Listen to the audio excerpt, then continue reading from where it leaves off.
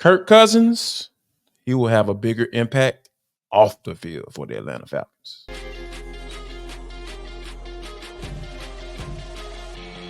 This is Locked On Sports Atlanta, and it's time for the Atlanta Football Party, only on Locked On Podcast Network, your team every day.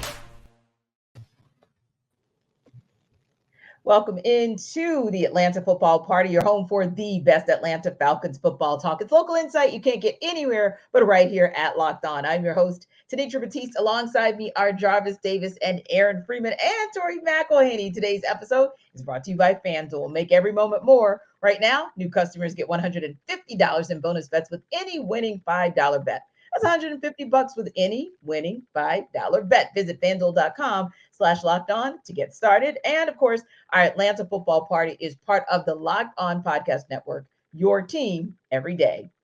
Now, we've heard others weigh in on KP, so we'll download on Kyle Pitts talking about his new lease on life with the Falcons, and we'll talk about some limitations on seeing the team in action this training camp. But first, let's talk about early returns on QB1. It's always tough to assess players as we await them putting the pads on, but some of the early returns of OTAs is about Kirk Cousins' leadership coming through on and off the field. Tori, what are your thoughts about Cousins through the previous week of offseason activities?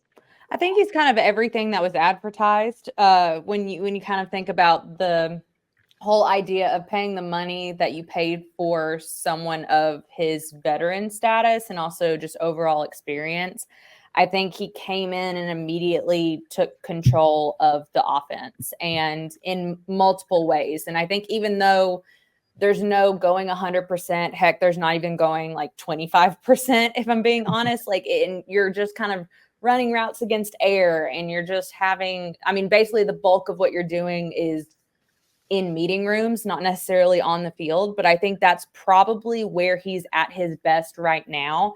And it goes back to kind of something he talked about in his press conference last week where he was kind of like, my favorite part of the job right now is sitting and watching film with Bijan Robinson, Drake London, Kyle Pitts, et cetera, et cetera. And I think that can't be overlooked at this point in time and how much they can get in sync before anything else happens from a physical standpoint.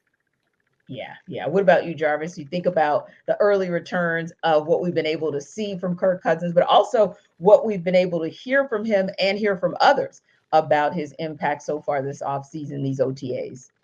I thought Kyle Pitts put it in perspective, right? When he talked about going down to Tampa to watch film with John Gruden, he was just like, it was a lot of film. He said, a lot of film. And when you think about a player who's been in this league, going to this fifth year option just got picked up, so he'll be going into his last year of his rookie contract next year. It just makes you think that it makes you help you kind of understand like he really hasn't been with a guy who knows really what he's doing, like wholly, because Kirk Cousins talks about how much film he likes to watch. And when you think about type of film, the amount of film that he has to watch, like knowing where the wide receivers or running backs are supposed to be in certain coverages and all that stuff, you can kind of tell like, oh, this is something different. Like he understands that this is different. And I think that when you think about that level of understanding that he has now with this veteran quarterback, I think he understands wholly that he has to perform now, because when you get that fifth year option picked up, that's from the higher ups. They understand like, okay, we want you here at least for this next year, and now it's time for you to perform because we've equipped you with not only one quarterback but two quarterbacks, just in case something happened to that one. Those guys are more than capable from a leadership standpoint and knowing where you're supposed to be in this new offense. And Aaron, I like where Jarvis was going with that, because that's what it speaks to me about a leadership in a guy like Kirk Cousins, but a guy who's delivered so he can have those expectations. So when he comes into the room and he expects you to be in the room with him, with John Gruden, expecting you to go over hours and hours of film, it's just, there's something about the command. And don't get me wrong, I'm going to be careful here because I'm not necessarily throwing anyone under the bus. So we'll just call them previous quarterbacks, not named Matt Ryan, literally didn't have the 1-2 punch. So maybe you could talk about being that type of leader that then has that expectation. But Kirk Cousins has delivered.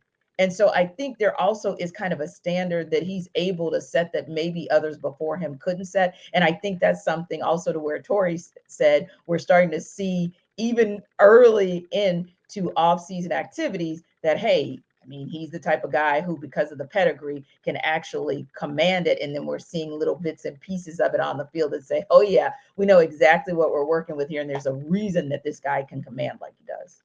Yeah, I think that pretty much nails it, right? Kirk Cousins played a lot of football, right? 12 years in the NFL, 9 seasons as a starter. Yeah. And, you know, as you say, T, not to throw anybody under the bus, you couldn't really say that about the last 2 quarterbacks that the Falcons have had, that a lot of these young guys have worked with. And even some of the new guys like a Darnell Mooney, like he didn't really have that opportunity outside of like half a season of Andy Dalton back in the day. So I think a lot of this is kind of the feeling out process. I heard someone the other day term it like you're not making the roster in June or May or whatever. Like you're not really making, you're just trying to sort of get your feet wet and kind of get a feel for what this team is and how to practice and, you know, what your daily, weekly schedule is going to be throughout the next couple of weeks and months and whatnot. And so I think having someone like Kirk Cousins that can kind of steer the ship because he's been through this a bunch over the last decade makes, you know, is going to be very valuable for a lot of these young players, especially on the offensive side of the ball. I think that's a great call because oftentimes, Free, we do look at like the obvious, right? Which would be Kyle Pitts because, hey, you know, you're early on in your career, or we'll look at Drake London, a couple seasons under your belt, or even if Bijan Robinson having the opportunity to grow. But yeah, kind of sneakily, I think you hit the nail on the head with a guy like a Darnell Mooney, because this is also, we even talk about Kyle Pitts, and I know I kind of said like this is him getting a new lease on life with the Falcons, but Darnell Mooney's kind of getting a new lease as well. And so it's an opportunity for him to be under, if I may say this, the tutelage of a guy like a Kirk Cousins, just to be able to kind of revitalize and get a resurgence in his own career as well. So no, I think that's a great call too. Speaking of calls, you know, Free, we talked about this as well from like a 30,000 foot perspective of the rotation in the linebacker core, but then specifically talked about where we thought Ade Ogundeji might or might not land. Well, the Falcons announced late Thursday they released Ade. Of course, he started 16 games in 2022, had that training camp injury last year, injured the foot during training camp, out on IR, didn't see him during OTAs, might have been a telltale sign. So in addition to maybe, of course, saving a couple million against the cap, Free, what do you feel this move means for guys like maybe D'Angelo Malone, who, you know, might be vying for some playing time in that rotation? Well, I think first and foremost, the Falcons cutting Ade is going to allow them to get their rookies signed under contract and be clear. I think that's the main reason behind it. But at the same time, it is kind of a shot across the bow of any of these sort of mid and late round guys that haven't necessarily performed to the degree that I think people had them. You know, I think Ade was kind of thrust into the situation early on just because, you know, the Falcons didn't really have a ton of talent there. And so they were just like, well, sure, you can play. Like, let's see what you got. Out of necessity. And they've upgraded that talent over the last couple of years, and I think that's a big contributing factor to why someone like a D'Angelo Malone, who had similar sort of expectations coming in, hasn't necessarily really gotten a lot of opportunities on the field. But we've seen this team move off of, you know, a couple of those 21 draft picks that haven't quite lived up to expectations through 3 years, and you know, now is the time where they might start moving off of some of those 2022 draft picks that may include someone like a D'Angelo Malone that may not have, you know, we already seen them move off of Justin Schaefer, right? You know, John Fitzpatrick, another sort of guy that hasn't necessarily really carved out a significant role at this point in time. And so this is kind of a make or break summer for D'Angelo Malone if he's going to really, you know, stick on this roster beyond this year. We'll just sort of see how he does, but certainly he's, you know, got to be looking over his shoulder to potentially see some guys surpass him on the depth chart.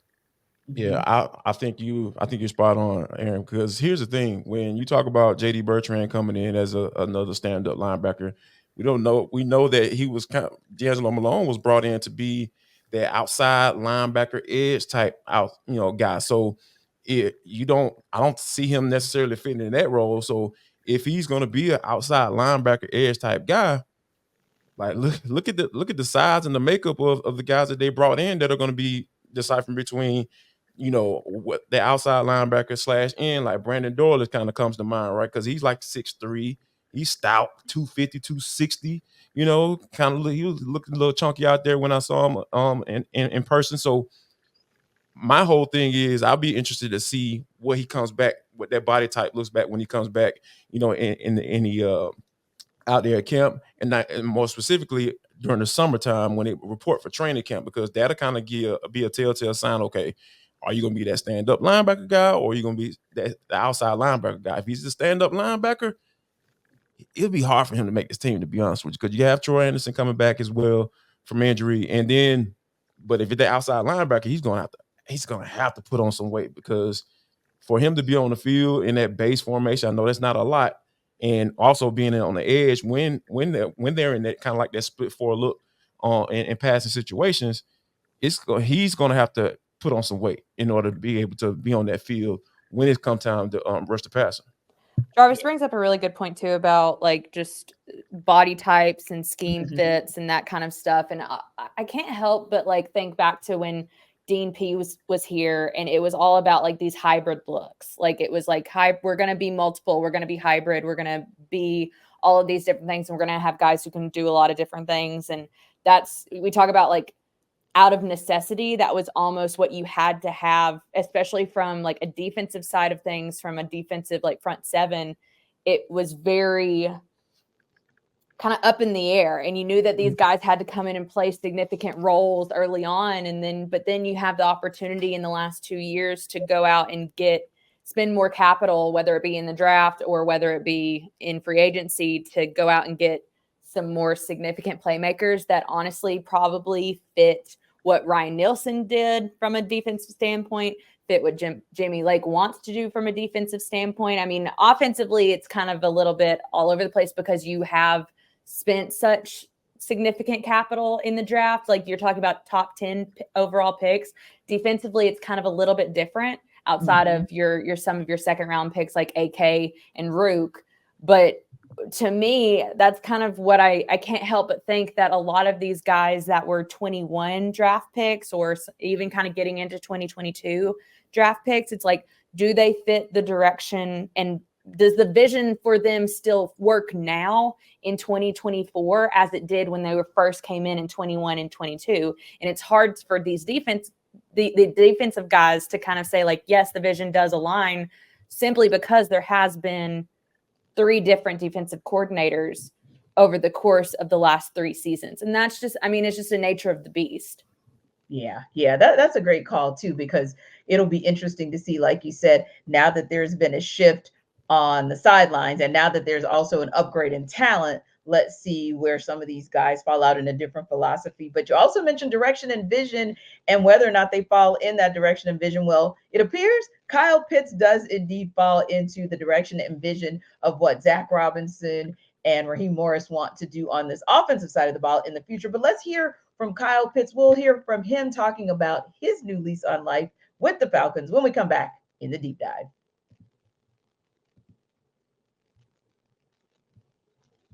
This episode of our Atlanta Football Party is brought to you by FanDuel. So right now, new customers get $150 in bonus bets with any winning $5 bet. You know why?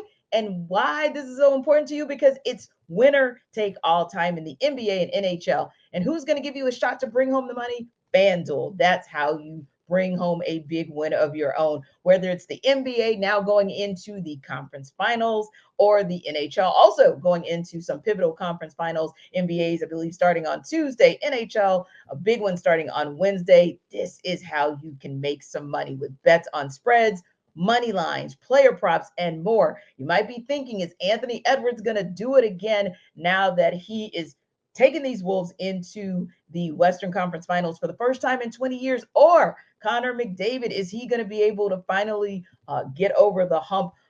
It's going to be interesting, and it's going to be some seriously fun matchups as well to see if the Rangers will become a team who, for the first time in I think maybe 6 or 7 seasons, ends the regular season with the most points and actually makes it to the Stanley Cup final. Want to bet on it? You know where to go. Go to FanDuel.com/lockedon and make every playoff shot count. That's FanDuel, America's #1 sportsbook.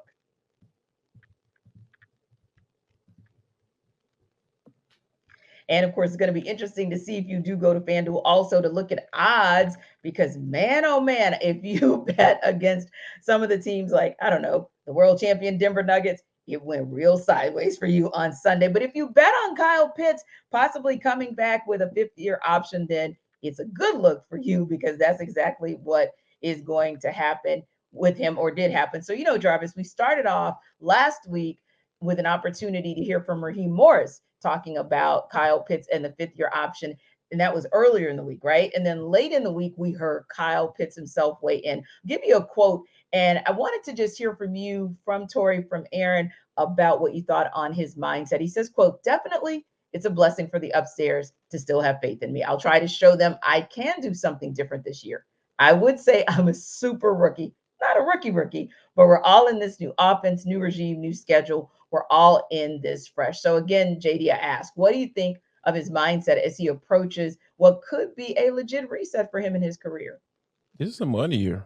I mean, plain and simple. Like he has to earn another contract, because when you think about what he's been able to deal with, and we're going to refer to the 2 guys, we're not going to say their names. We're not going to say their names. Like, the guys that came after Matt Ryan. So I keep it like that. So, and you think about what they brought to the table and the frustration. I know for a fact this dude was very frustrated with, some of the dealings and being able to not be able to get the ball into his hands with the big catch radius Tori always talks about, and somehow ball still ended up outside of that.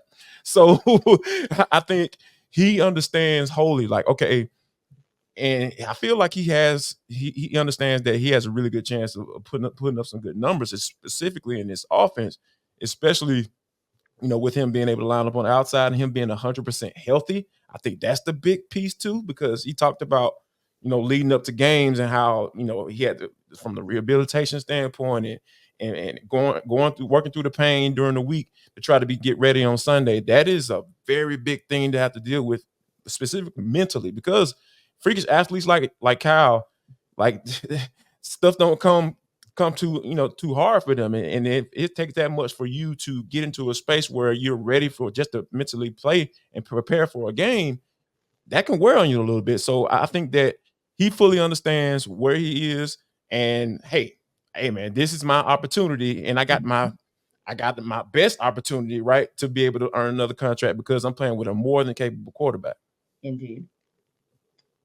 Oh, go ahead, Tori. Yeah, no, I was just going to say, like, when I think about this coming year for Kyle Pitts, and I know I asked Raheem this question like a couple weeks ago about like what are reasonable expectations for Kyle Pitts. And I think that like there should be no excuses as to why the expectation shouldn't be closer to that of his first year in the league than anything close to the last 2.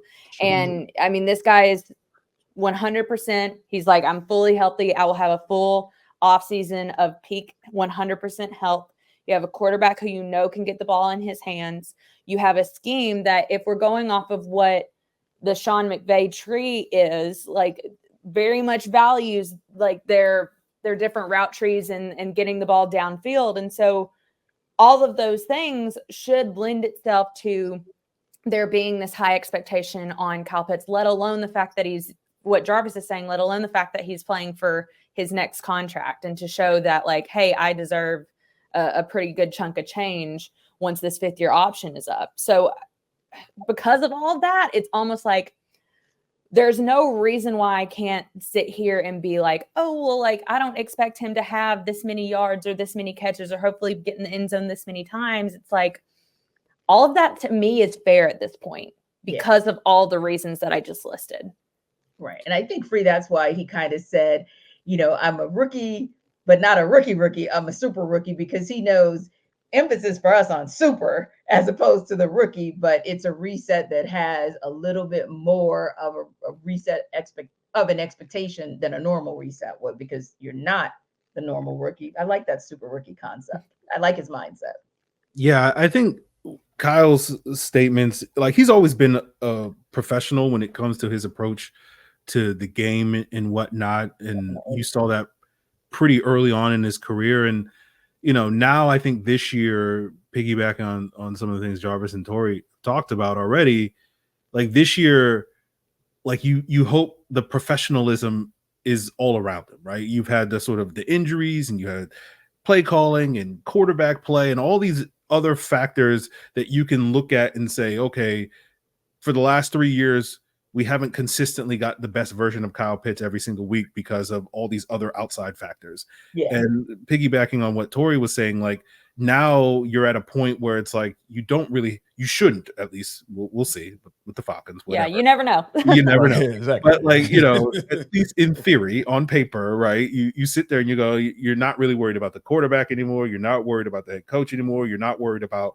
the play calling anymore. You're not worried about him not having other weapons around him, that defenses are just going to key on him, right? So all of these factors, I think, lead to the expectation, as Tori was saying, that, like, this is going to be that big year, as Jarvis is saying, like, this is the money year, right? Yeah. This is kind of a make or break year. And this is a sort of a proof of concept, because you still hear people talking about, did the Falcons make the right call taking Kyle Pitts 4th overall? One of those people might be one of the foursome on this panel right here. He may be in the lower left-hand side of your screen or over there somewhere. I don't know. But, those questions are still unanswered, and we'll just sort of see if Kyle Pitts can do it. But I think there's every reason to be very optimistic that this will be sort of not a breakout year, because he already had that his rookie year, but like a super breakout year, to borrow his phrase, right? Exactly. We can parlay on his phrase. Like, I love that concept. But yeah, I think you guys are absolutely right. The fact that the matter is that there's an expectation on him. I think there's an expectation of him. But I think now that we've been able to hear from him, he has a grasp and an understanding of what that expectation is going to be. And at this point, because we've not seen anyone in pads, all we can go by is where that player is mentally, as far as what is going to be taken on this season. Speaking of this season, you may have to wait for the most part until this season, if you are a Falcons fan, to see Kirk Cousins and MPX in action. We'll talk about it and download on that in What's Next. This episode of the Atlanta Football Party is brought to you by Game Time. So Game Time is that situation that you think of that you might want to go to when you're in a situation where you can't get a concert ticket or a game ticket for that event that you want to go to, right? Well, they're killer last minute deals. They're all in prices. There are views from your seat that you'll actually be able to see. So if that happens for you last minute, never fear. Game Time is here to take the guesswork out of buying NFL tickets. And you guys know, now that the NFL schedule has been released, there are so many really good high-profile games for these Atlanta Falcons. You know that this is a season where they're going to hit prime time 4 times in the season. And you could be right there for one of those big games, whether you want to check them out also against the Pittsburgh Steelers, or if you want to check them out at home against the Kansas City Chiefs. Just so many amazing opportunities for you to see the Falcons in action with some really great games. And these are great games to start the season. So, there's going to be a lot of hype around getting an opportunity to see Kirk Cousins and the new look Falcons offense. Are some of the players that they went after in the draft going to produce big dividends on defense? This is how you'll find out. Save 60% off buying last minute for sports, but also concerts, comedy, theater, etc. Your purchase is covered with the most flexible customer service policy in the ticketing industry. And they even have flash deals where you can save more with exclusive in-app deals in the app. So you can check it out by going to Game Time, downloading that app.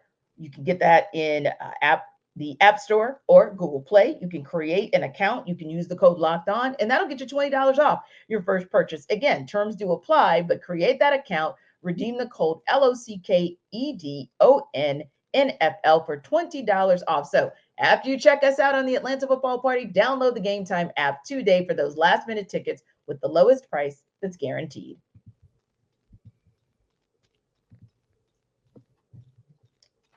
So free, the Falcons are taking a one-year pause on fans pulling up to Flowery Branch, oh my, due to ongoing construction at IBM Performance Field. The Falcons are unable to host fans on site throughout training camp, and instead, they're going to actually have 2 offsite locations for 2 open practices. The first will take place at Secondary High School in Beaufort. That's going to be on July 27th. And then, of course, you can take part in an open practice or have an opportunity to see it on Friday, August 2nd at the Benz.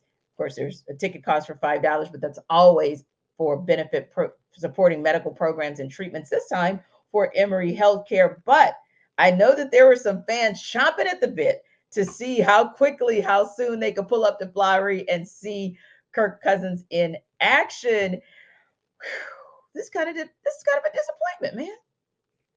Yeah, I mean, part of me, my conspiracy brain kicks in, like, in a summer where everybody wants to see Kirk Cousins. A lot of people want to see Michael Penix. You're not going to be able to see them go tit for tat in practice, much to the chagrin of Tori, who's going to be sitting here complaining about people being like, hey, Michael Penix made that throw and Kirk Cousins didn't make that throw. Should he be the start? Like, unfortunately, fans won't have that opportunity. Actually did this for me. They're like, we don't want like Tori to drive herself insane. We don't want there to be a Tori-sized hole in the wall. I can attest that it's not a conspiracy theory, considering that my whole floorboard has shaken a number of times with the construction. There is a lot of construction happening. Truly, I don't even know like where people would park. Like, because I know right now with players, we can attest to it, right?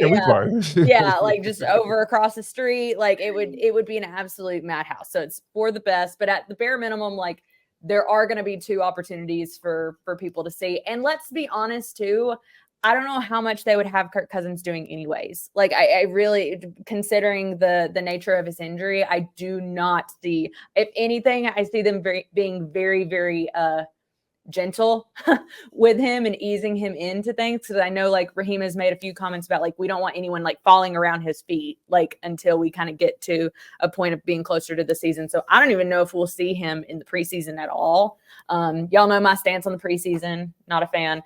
But I understand the importance of it, but I know, right? Surprise. But yeah, I mean, it stinks that the fans can't be out here, because I always genuinely love having like everybody on the hill. Like last year was the first year that I felt like the crowds were kind of back up to what they normally are, like in this post pandemic world. But I was really looking forward to it. But I can't wait for the like new weight room and like locker room and all that kind of stuff to be done. And if it means like fans can't come for a little bit, then like the end goal will be better. I promise. All I gotta say is they better play MPX in the preseason, because there's gonna be some folks highly upset. There's certain subset in his fan base that they're looking for number 9. I mean, Kirk is cool, saying all that good stuff. For all the people that can't wait for Kirk Cousins to leave, I'm not saying I'm in that category, but the people that want Kirk to leave and get his 2 years, get a Super Bowl, and get on up out of here, they're gonna be looking for that preseason to see number 9 in that jersey walking on the preseason. And the thing is, like, if he does really, really well in the preseason, yes, it's gonna be chaos. Like, who don't want to talk about that? Come on, Tori. I know you got to deal with it, directly, but I'm the one that has to deal with it. Right. We want our girl to just take L over and over again. Like, let's go, man. Let's get this thing Jarvis going. is like, I love a Tory-sized hole in the wall. 12 for 12, 189 yards. Oh my Lord! 15 per catch. Yeah, come on, man. Oh, I can't wait. I promise you, I can't wait. This is gonna be so It'll be good for business, if nothing else, because it'll definitely give us more than enough to talk about on this Atlanta Football Party every Monday. Oh my God. Every Monday in the preseason, we'll just be like, yep, we already know what segment 1 is going to look like. It's going to be crazy. Because think about it. Even the few videos that we posted from like last week from rookie minicamp, it's like, Ooh. Like, the ball comes out of his arm. It's just popping. It's almost like it's yeah. a torpedo coming out of his arm. I'm like, what? Yeah, like he's zipping the ball. Like, yeah, We're like still they talking were about breaking it football? down like he'd done like it was a 99-yard drive in New Orleans in the dome somewhere. Like, and I'm like, y'all do know they're running against air. Yes. Yeah, and he's throwing He's throwing like to his. They're like darts. He's throwing darts. Yeah. He is. Like, Tori, people were talking about him throwing the football to coaches. That's what I just said. Like, coaches. Just like, what is? I didn't get a chance to talk about it last week, but you're like, they were talking about this man. Yeah, he was throwing the ball really hard. Coaches couldn't even catch the ball. I was like, this is where we are. Yeah, like, this is where we are. Yeah. Right. Bless your heart, Okay. fan base. Bless your heart. But you did get a win, little fan base, Bless your heart. with the schedule, because the schedule, of course, was released last week. And it's funny because every day there's like a different iteration of what's exciting about the schedule or something different that somebody will pick up in the schedule. But I first have to give all the credit because Tori told us that social media outdid itself. Falcons social media outdid itself. So 5 days later, I'm still looking like, now don't get me wrong, I'm a little tipped with them because how dare they try to manhandle my Steelers like that. But overall, they got everybody. Like, they got every single team that the Falcons are going to play. They definitely put them on notice. So it's kind of cute. But I do think it's exciting because I've read a couple articles, more importantly, and on a serious note, the fact that the Falcons are in a position where they're able to do something that they've not done last year they didn't do it at all. It was a goose egg when it came to prime time. So I do think that it just shows you that I know people can say that it's about the QB, like, having Kirk Cousins. Well, actually, it's interesting because several articles that I saw pointed more to the QBs that the Falcons are going up against, as opposed to giving that credit to Kirk Cousins. But I do think that it's a combination of saying that low key, this national media is interested to see how the Falcons are going to present at a high level, especially when you do have to go up against teams like the Pittsburgh Steelers and then turn around and have to play the Eagles and turn around and have to play the Chiefs. And no offense, Saints, but I'm going to drop down to like later in the schedule after you get through that first gauntlet and then you get through the division matchups. And then you have to take on, a Dallas team to kind of start sort of that third run of the schedule, if you will. I'll say this too, like the first 6 weeks of the schedule is one of the, like, that to me, it's hard. It's crazy to say this, but I feel like the season is won or lost in the first 6 weeks of the season. I agree. For the Falcons. Like, you can even say the first 3 games are going to be a telltale within that. Not exaggerating. It's true. This is what's so crazy is the last few years, it's like the NFC South has come down to week 17, week 18. And here we are going into week 18 and it's like, oh, we don't know whoever wins this there was always a hope. Now, because of the nature of what the first 6 weeks of the season are, you still have some, your 3 other NFC South opportunities to play, but 5 of the 6 happened before the bye week, and 4 of the 6 or 3 of the 6 happens in the first 6 weeks of the season. Yeah. And also you're hosting the reigning Super Bowl champion. Also the team that they played 2 years ago, you also go play them on Monday Night Football. Also back-to-back primetime games. It's just it's kind of crazy to me that how quickly this team has to be ready to go. Yeah. And I don't think I could have said that for the last few seasons, because I remember talking last year, it's they opened with Carolina, then they got Green Bay, so you can kind of ease your way into it and you figure out what you have. No. You have to go into week 1 and you have to be ready to play. You need to have your identity set before. I always think it takes sometimes till week 4 or 5 to get a team's identity truly going and you understand who they are and what they do.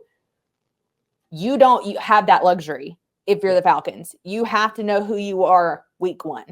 Yeah, very interesting to me that you would call it the easiest schedule in the entirety of football. And I'm thinking, so are they looking at the same first 6 weeks the rest of us are looking at? Because it certainly doesn't look like that to me. I mean, I know how they get the metrics, but yeah, I would say the opposite, because I find myself even looking at, where you're going to get the wins from in that gauntlet. So are you saying preseason isn't going to matter this year, Tori? No. No. The thing is like there's no way they're going to run Kirk Cousins out there in the preseason. Like, you know, so he has to be like, that's another thing about it too. It's like he has to be ready to go week 1. And you know, if history sometimes is like has shown, it's like sometimes it takes Kirk Cousins a little bit to get to the point of where he like truly thrives. At least the past few years, it's kind of felt that way.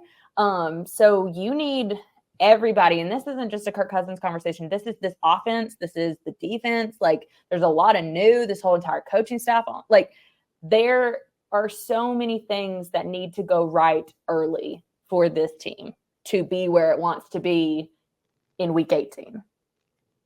Indeed. Yeah. This is one of those interesting ones because we go from a conversation, like you said, of them being a backload team with all or nothing as opposed to a front load team. Better make it happen day 1. Thanks for stopping by the Atlanta Football Party, your home for the best Atlanta Falcons football talk. Be sure to like and subscribe to our YouTube channel, and we're free and available wherever you download your podcasts. We'll see you tomorrow on the Atlanta Football Party, the Dogs edition.